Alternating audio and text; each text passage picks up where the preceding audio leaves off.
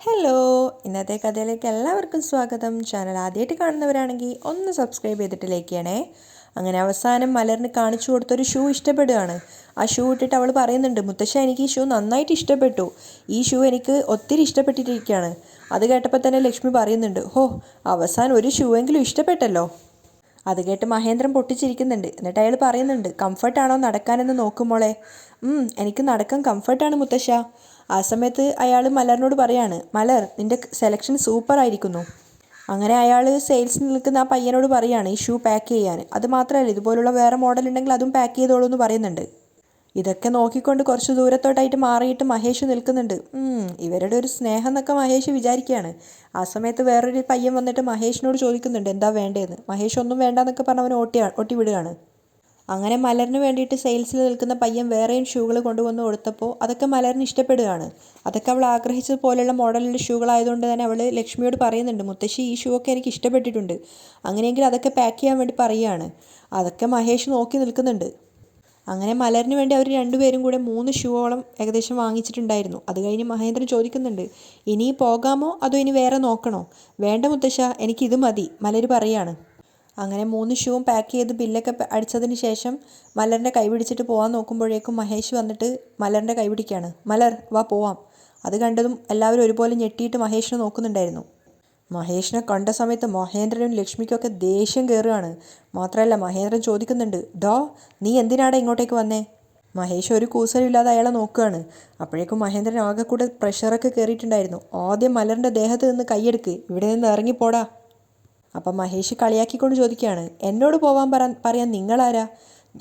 ഞാൻ ഇവളുടെ മുത്തശ്ശനാടാ. അത് കേട്ടതും മഹേഷ് കളിയാക്കുകയാണ്. ഒന്ന് പോടോ, വഴിയിലൂടെ പോകുന്നവരെല്ലാം എൻ്റെ മോളുടെ മുത്തശ്ശനും മുത്തശ്ശിയും ആവോ? അത് കേട്ടതും മഹേന്ദ്രനും ലക്ഷ്മിയും ഞെട്ടിത്തരിച്ച് നിൽക്കുകയാണ്. അപ്പം മഹേഷ് കളിയാക്കിക്കൊണ്ട് ചോദിക്കുകയാണ്, നിങ്ങളാരാ എൻ്റെ മോളുടെ മുത്തശ്ശനും മുത്തശ്ശിയാണെന്ന് പറയാൻ? അപ്പോഴേക്കും ലക്ഷ്മി ഇടപെടുന്നുണ്ട്, മര്യാദയ്ക്ക് സംസാരിക്ക്. അപ്പം മഹേഷും വിട്ടുകൊടുക്കുന്നില്ല. നോക്ക്, നിങ്ങളുടെ വീട്ടിൽ ജോലിക്ക് നിൽക്കുമ്പോഴേ ഞാൻ നിങ്ങൾ പറയുന്നത് അനുസരിക്കേണ്ട കാര്യമുള്ളൂ. എന്ന് നിങ്ങൾ എന്നെ ആ വീട്ടിൽ നിന്നും പുറത്താക്കിയോ, അതിനുശേഷം ഞാൻ എന്തിനു നിങ്ങളെ ബഹുമാനിക്കണം? അത് കേട്ടതും ലക്ഷ്മിയും മഹേന്ദ്രനും പരസ്പരം മുഖത്തോട് മുഖം നോക്കുകയാണ്.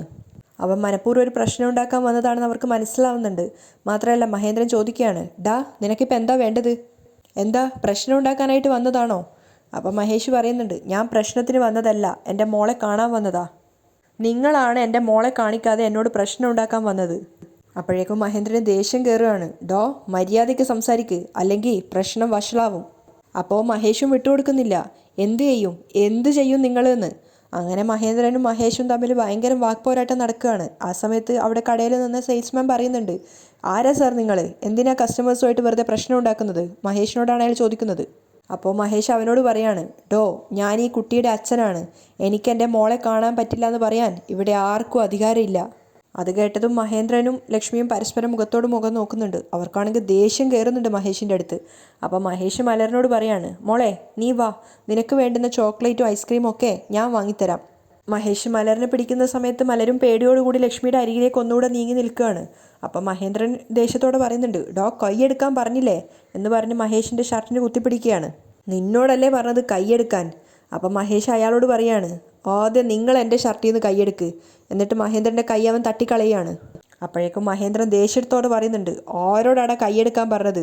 നിന്നെ ഞാൻ എന്ന് പറഞ്ഞിട്ട് മഹേഷിൻ്റെ കവിളിൽ അയാൾ തല്ലുകയാണ്. അത് കണ്ട് ഭയന്നിട്ടാണ് മലര് നിൽക്കുന്നത്. അതുപോലെ തന്നെ ലക്ഷ്മിയും ഒരു പ്രശ്നം ഉണ്ടാവും എന്നുള്ളൊരു പേടിയിലാണ് നിൽക്കുന്നത്. അപ്പോൾ അയാൾ തല്ലിയ കവിളിൽ കൈവച്ചുകൊണ്ട് മഹേഷ് പറയുന്നുണ്ട്, നിങ്ങൾക്ക് ഇത്രയ്ക്ക് ധൈര്യമോ? എൻ്റെ ദേഹത്ത് കൈവെക്കുന്നോ? പോടോ എന്ന് പറഞ്ഞിട്ട് മഹേന്ദ്രനെ പിടിച്ച് തള്ളുകയാണ്. മഹേന്ദ്രൻ നേരെ പോയിട്ട് അവിടെ ക്യാഷ് കൗണ്ടറിൻ്റെ മുകളിലായിട്ട് വീഴുന്നുണ്ട്. ലക്ഷ്മി വേഗം മഹേന്ദ്രനെ പിടിക്കുകയാണ്. അതിനുശേഷം ലക്ഷ്മി ദേഷ്യത്തോടെ മഹേഷിൻ്റെ അടുത്ത് പോയിട്ട് പറയുന്നുണ്ട്, വയസ്സിന് മൂത്തതാണെന്ന് പോലും നോക്കാതെ ഇങ്ങനെ പിടിച്ച് തള്ളുന്നോ നീ ഒരു കാലത്തും നന്നാവില്ല നിന്നെ എന്ന് പറഞ്ഞിട്ട് മഹേഷിൻ്റെ ഷർട്ടിന് വീണ്ടും ലക്ഷ്മിയും കൈ പിടിക്കുകയാണ്. അപ്പം മഹേഷ് പറയുന്നുണ്ട്, നോക്ക്, സ്ത്രീയാണെന്ന് കരുതിയിട്ട് ക്ഷമിക്കുകയാണ്, ഇല്ലെങ്കിൽ വളരെ മോശമാവും, മര്യാദയ്ക്ക് ഷർട്ടിൽ നിന്ന് കൈയെടുക്ക്. ലക്ഷ്മി കൈയെടുത്ത് മാറ്റുന്ന സമയത്ത് മഹേഷ് പറയുന്നുണ്ട്, മോളെ നീ വാ എന്ന് പറഞ്ഞ് മലരിനെ പിടിക്കാൻ ശ്രമിക്കുകയാണ്. മലരും ഭയന്നിട്ട് രണ്ടുപേരുടെ അടുത്തേക്ക് മാറി മാറി പോകുന്നുണ്ട്, ലക്ഷ്മിയുടെയും മഹേന്ദ്രൻ്റെ അടുത്തേക്ക്. അപ്പോഴേക്കും ലക്ഷ്മി പറയുന്നുണ്ട്, നോക്ക്, കൊച്ചിൻ്റെ ദേഹത്ത് നിന്ന് കൈയെടുക്കണം, പെണ്ണാണെന്ന് കരുതി മിണ്ടാതിരിക്കുന്നു കരുതിയോ? മര്യാദയ്ക്ക് നിന്നോ നീ എന്ന് ലക്ഷ്മി വരട്ടുമ്പോഴേക്കും മഹേഷ് പറയുന്നുണ്ട്, ഒന്ന് പോയേ എന്ന് പറഞ്ഞിട്ട് വീണ്ടും മലറിൻ്റെ കൈ പിടിക്കാൻ വേണ്ടി ശ്രമിക്കുകയാണ്. ശരിക്കും പറഞ്ഞാൽ അവിടെ ഒരു പ്രശ്നം തന്നെയാണ് നടക്കുന്നത്. അപ്പം മഹേന്ദ്രനാണെങ്കിൽ കുഞ്ഞിനെ പിടിച്ചു വെക്കുകയാണ് കൊടുക്കാതിരിക്കാൻ വേണ്ടി. അപ്പോഴേക്കും അവിടെ സെയിൽസിൽ കൂടി നിൽക്കുന്ന പയ്യന്മാരൊക്കെ വന്നിട്ടുണ്ടായിരുന്നു. എന്താടോ കസ്റ്റമേഴ്സുമായിട്ട് പ്രശ്നം ഉണ്ടാക്കുന്നത്, മര്യാദയ്ക്ക് കടയിൽ നിന്ന് ഇറങ്ങാൻ നോക്കടോ എന്നൊക്കെ പറഞ്ഞ് മഹേഷിനെ പിടിച്ച് തള്ളുകയാണ്. മഹേഷും ദേഷ്യത്തോടെ പറയുന്നുണ്ട്, ഒന്ന് അടങ്ങിയിരിക്കടോ, എൻ്റെ മോളാ ഇത് എന്നൊക്കെ പറയുന്നുണ്ട്. അപ്പോൾ മഹേന്ദ്രൻ പറയാണ്, വീണ്ടും വീണ്ടും പറഞ്ഞത് തന്നെ പറയാണല്ലേ, ഞാൻ ആരാന്നറിയില്ല നിനക്ക് എന്ന് പറഞ്ഞ് വീണ്ടും മഹേഷിൻ്റെ കവിളിൽ തല്ലുകയാണ്. വീണ്ടും വീണ്ടും മലറിനോടും ചന്ദ്രികയോടും പ്രശ്നം ഉണ്ടാക്കിക്കൊണ്ടിരുന്നാ നിന്നെ തൂക്കിയെടുത്ത് ജയിലിലിടും, പറഞ്ഞേക്കാം. മഹേഷിന് വല്ലാതെ ദേഷ്യം വന്നിട്ടുണ്ടായിരുന്നു. അപ്പോഴേക്കും സെയിൽസിൽ നിന്ന പയ്യന്മാരൊക്കെ കൂടെ മഹേഷിനെ പിടിച്ച് പുറത്തേക്ക് തള്ളുകയാണ്. നിന്നോടല്ലേടാ പോകാൻ പറഞ്ഞത്, മര്യാദയ്ക്ക് പുറത്തു പോടാ എന്നൊക്കെ പറഞ്ഞ് പിടിച്ച് തള്ളി അങ്ങോട്ടേക്ക് ആക്കുന്നുണ്ടായിരുന്നു. ആ സമയത്ത് മഹേഷ് തിരിഞ്ഞു നിന്നിട്ട് പ്രതികാരത്തോടെ മഹേന്ദ്രനോട് പറയുന്നുണ്ട്, ഡോ, എന്നെക്കുറിച്ച് തനിക്കറിയില്ല. നീ ചന്ദ്രികയെ എന്നിൽ നിന്ന് അകറ്റി, പക്ഷെ മലരിനെ നിങ്ങളെക്കൊണ്ട് എന്നിൽ നിന്നും പിരിക്കാനേ പറ്റില്ല. മഹേന്ദ്രൻ പറയാണ്, ഡാ പോടാ, താൻ പോയി ചന്ദ്രികയോട് പറ ഞാൻ മലരിൻ്റെ അച്ഛനാണെന്ന്. മഹേഷ് വെല്ലുവിളിക്കുകയാണ്, എന്തെങ്കിലും ഒരു ദിവസം ഞാൻ ഇവളെ കൊണ്ടുപോകുമെന്ന് അവളോട് പറഞ്ഞേക്ക്. മഹേഷ് ഇറങ്ങിപ്പോയ സമയത്ത് മലര് വല്ലാതെ പേടിയോടെയാണ് നിൽക്കുന്നത്. ലക്ഷ്മിയും മഹേന്ദ്രനും ഒക്കെ അങ്ങനെ തന്നെയാണ് ഉണ്ടായിരുന്നത്. ആ സമയത്ത് മഹേന്ദ്രൻ മലറിനോട് ചോദിക്കുന്നുണ്ട്, മലർ പേടിച്ചു പോയോ മോളെ? അപ്പം മലര് ചിണുങ്ങി കരയാണ്. മുത്തശ്ശൻ കൂടെയുള്ളപ്പോൾ ഇവനെയൊന്നും കണ്ട് പേടിക്കരുത്, മഹേന്ദ്രൻ അവളെ ആശ്വസിപ്പിക്കുകയാണ്. മലര് സമാധാനത്തോടെ സമ്മതിക്കുന്നുണ്ട്. ആ സമയത്ത് ലക്ഷ്മി പറയാണ്, നോക്കുമോളെ, ഇവിടെ നടന്ന കാര്യങ്ങളൊന്നും മോള് പോയി മോളുടെ അമ്മയോട് പറയരുത്, പിന്നീട് ചന്ദ്രിക വിഷമിക്കും.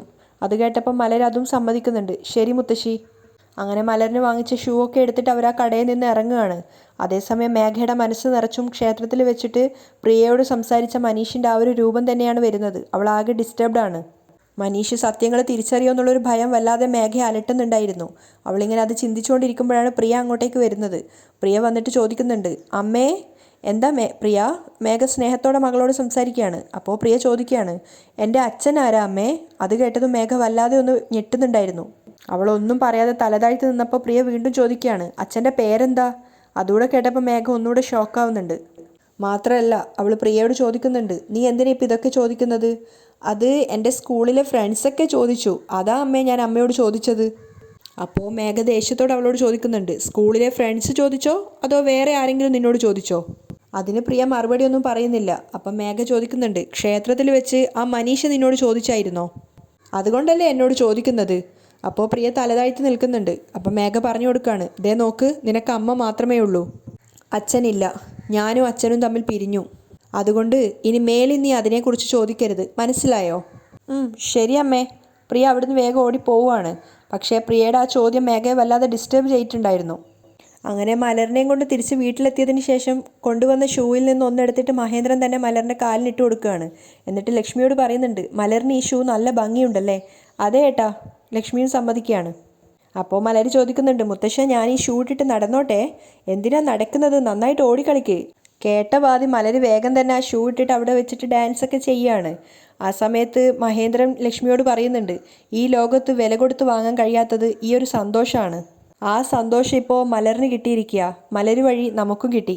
അവർ രണ്ടുപേരും മലറിൻ്റെ ആ ഒരു സന്തോഷം നോക്കിയിട്ട് മനസ്സ് നിറഞ്ഞ് പുഞ്ചിരിച്ച് നിൽക്കുകയാണ്. ആ സമയത്ത് ചന്ദ്രികയും ചിന്തിക്കുന്നുണ്ട്, എന്തായിരിക്കും ഇവർ ഇത്രയേറെ സന്തോഷിക്കുന്നതെന്ന്. അങ്ങനെ ആ ഒരു ശബ്ദം കേട്ടതുകൊണ്ട് തന്നെ അവൾ അങ്ങോട്ടേക്ക് പോവുകയാണ്. അപ്പം മലരിൻ്റെ ഡാൻസൊക്കെ കണ്ടിട്ടാണ് ഇവരിങ്ങനെ പുഞ്ചിരിക്കുന്നതെന്നും ചന്ദ്രിക കാണുന്നുണ്ട്. കുറച്ചു നേരം മലരിനെ നോക്കി നിന്നപ്പോഴാണ് മലരിൻ്റെ കാലിൽ പുതിയതായിട്ടൊരു ഷൂ ചന്ദ്രിക കാണുന്നത്. അവൾ ആകെ അതിശയിച്ച് നിൽക്കുകയാണ്.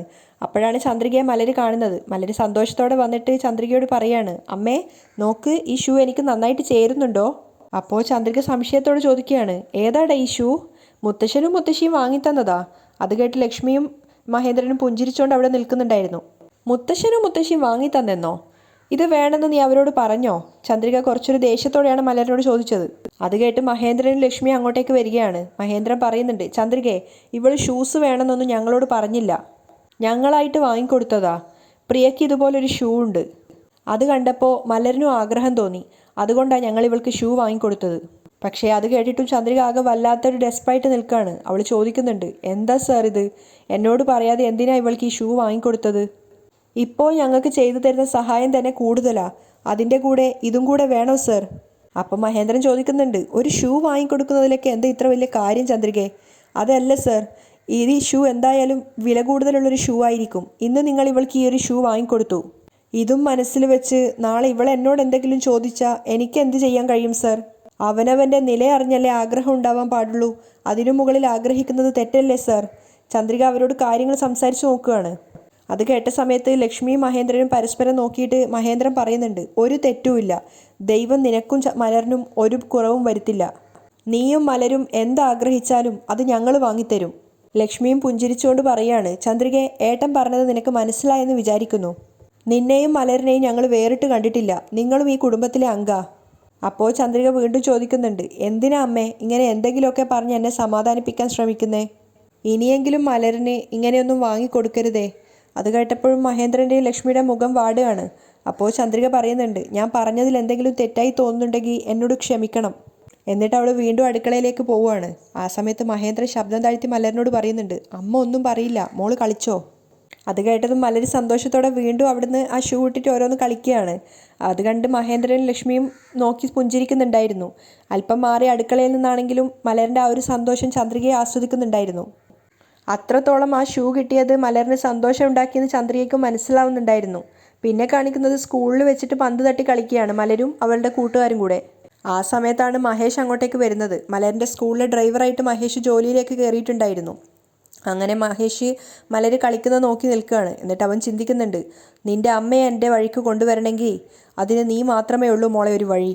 എന്നെ നിൻ്റെ അമ്മ വീട്ടിൽ നിന്നും പുറത്താക്കിയിട്ടുണ്ടാവും, പക്ഷേ എന്നിൽ നിന്നും നിന്നെ പിരിക്കാൻ അവൾക്കൊരിക്കലും സാധിക്കില്ല.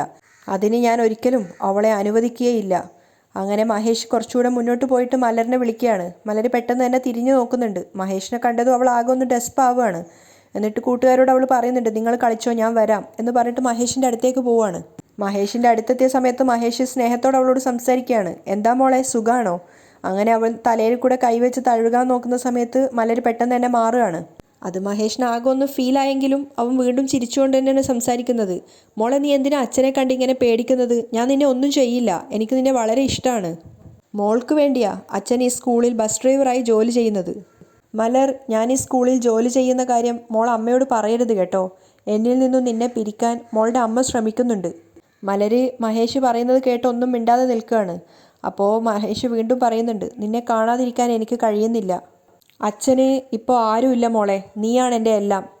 മോളും കൂടെ എന്നോട് സംസാരിക്കുന്നില്ലെങ്കിൽ അച്ഛൻ പിന്നെ ആരും ഇല്ലാതാവില്ലേ. മഹേഷ് അഭിനയിക്കാൻ തുടങ്ങുകയാണ്, കരയുന്നത് പോലെയൊക്കെ.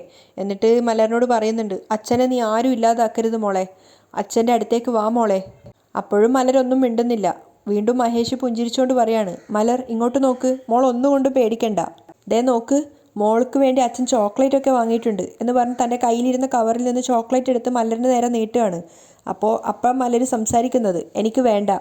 മഹേഷിന് നല്ല ദേഷ്യം വരുന്നുണ്ടെങ്കിൽ അവൻ കൺട്രോൾ ചെയ്യാണ്. വീണ്ടും ചോദിക്കുന്നുണ്ട്, ഇത് മോള് വാങ്ങില്ലേ? മോൾക്ക് അച്ഛനോട് നല്ല ദേഷ്യമുണ്ടെന്ന് എനിക്ക് നന്നായിട്ടറിയാം. ഞാൻ നിന്റെ അമ്മയെ അടിച്ചത് കൊണ്ടല്ലേ നിനക്ക് എന്നോട് ദേഷ്യമുള്ളത്? നിന്റെ അമ്മ നിന്നെയും എന്നെയും തമ്മിൽ പിരിക്കാൻ വേണ്ടി ഒരുപാട് ശ്രമിക്കുന്നുണ്ട്. ആ ദേഷ്യം കൊണ്ടാ ഞാൻ അവളെ അടിച്ചത്. സത്യം പറഞ്ഞാൽ മോളെ അമ്മയും ഞാൻ ഒരുപാട് സ്നേഹിക്കുന്നുണ്ട്. പക്ഷെ എന്ത് ചെയ്യാനാ, നിന്റെ അമ്മയെ അത് അംഗീകരിക്കാത്തത്. അറ്റ്ലീസ്റ്റ് നീയെങ്കിലും അത് മനസ്സിലാക്കും മോളെ. അപ്പോഴും മലരൊന്നും പറയുന്നില്ല. അപ്പം മഹേഷ് വീണ്ടും പറയാണ്, മോളും കൂടി അച്ഛനെ സ്വീകരിക്കുന്നില്ലെങ്കിൽ അച്ഛന് പിന്നെ ആരും ഇല്ലാതാവില്ലേ. ഇനി അച്ഛൻ ഈ സ്കൂളിൽ തന്നെ ഉണ്ടാവും, നിന്നെ ഇങ്ങനെ കണ്ടുകൊണ്ടേയിരിക്കാൻ. മോൾ അച്ഛനോട് സംസാരിക്കണം കേട്ടോ. അങ്ങനെ മഹേഷ് വീണ്ടും ചോക്ലേറ്റ് നീട്ടുന്ന സമയത്ത് മലര് പറയുന്നുണ്ട്, എനിക്ക് ചോക്ലേറ്റ് വേണ്ട, അമ്മ വഴക്ക് പറയും. അപ്പം മഹേഷ് പറയാണ്, അമ്മ അറിയാതെ മോളിത് വെച്ചോ. ദേ നോക്ക്, മോൾക്ക് എന്ത് ആവശ്യമുണ്ടെങ്കിലും മോൾ അച്ഛനോട് പറഞ്ഞാൽ മതി, അച്ഛൻ വാങ്ങിത്തരും. എന്ത് ചോദിച്ചാലും വാങ്ങിത്തരും. പിന്നെ ഞാൻ നിന്നോട് സംസാരിച്ച കാര്യം നീ നിന്റെ അമ്മയോട് പറയരുത്. അങ്ങനെ വീണ്ടും കയ്യിലിരുന്ന ചോക്ലേറ്റ് മലറിൻ്റെ കയ്യിൽ പിടിച്ച് നിർബന്ധമായിട്ട് കൊടുക്കുകയാണ് മഹേഷ്. അതിനുശേഷം കവറിൽ നിന്നും കളർ ചെയ്യാൻ ഇഷ്ടമല്ലെന്ന് പറഞ്ഞിട്ട് വാട്ടർ കളറും ക്രയോൺസും ഒക്കെ കൊടുക്കുന്നുണ്ട്. ആ സമയത്ത് അതൊക്കെ മലര് വാങ്ങിക്കുകയാണ്. അപ്പോഴേക്കും മഹേഷിന് ആകെ ഒരു സന്തോഷം തോന്നുന്നുണ്ട്. ഇവളിത് വാങ്ങിക്കില്ല എന്നാണ് ഞാൻ കരുതിയത്. ഒരു വെറുപ്പും കാണിക്കാതെ ഇവളിത് വാങ്ങിയല്ലോ. ഇത് മതി, ഇങ്ങനെ പതുക്കെ പതുക്കെ ഇവളെ ഞാൻ എൻ്റെ വഴിക്ക് കൊണ്ടുവരും. അങ്ങനെ മഹേഷ് വിജയിച്ച ഭാവത്തിലിരിക്കുകയാണ്. അതിനുശേഷം തൻ്റെ കയ്യിലിരുന്ന കവറ് മലരിന് കൊടുത്തിട്ട് പറയുന്നുണ്ട്, ഇതിലുള്ളത് മുഴുവൻ മോൾക്കാ. അങ്ങനെ ക്രയോൺസും ചോക്ലേറ്റും ഒക്കെ വീണ്ടും ആ കവറിൽ തന്നെ ഇട്ടിട്ട് മുഴുവനായിട്ട് മലരിന് കൊടുക്കുകയാണ്. എന്നിട്ട് പറയുന്നുണ്ട്, ഇനി മോള് പോയി കളിച്ചോ, അച്ഛന് കുറച്ച് ജോലിയുണ്ട്. പോട്ടെ മോളെ. മോള് സൂക്ഷിച്ച് കളിക്കണം കേട്ടോ, അച്ഛൻ പോയിട്ട് വരാം എന്ന് പറഞ്ഞിട്ട് മഹേഷ് അവിടുന്ന് പോവുകയാണ്. വീണ്ടും വീണ്ടും തിരിഞ്ഞ് മലറിനെ നോക്കിക്കൊണ്ടാണ് മഹേഷ് പോകുന്നത്. മലരും അതേ നിൽപ്പ് നിന്നിട്ട് മഹേഷിനെ തന്നെ നോക്കുകയാണ്. കുറച്ചു ദൂരം മഹേഷ് പോയതിനു ശേഷം തൻ്റെ കയ്യിലിരുന്ന ആ കവറിലേക്കാണ് മലര് നോക്കുന്നത്. മഹേഷ് സ്നേഹത്തോടെ മലരിനെ നോക്കിക്കൊണ്ട് കൈയൊക്കെ വീശിക്കൊണ്ടാണ് അവിടുന്ന് പോകുന്നത്.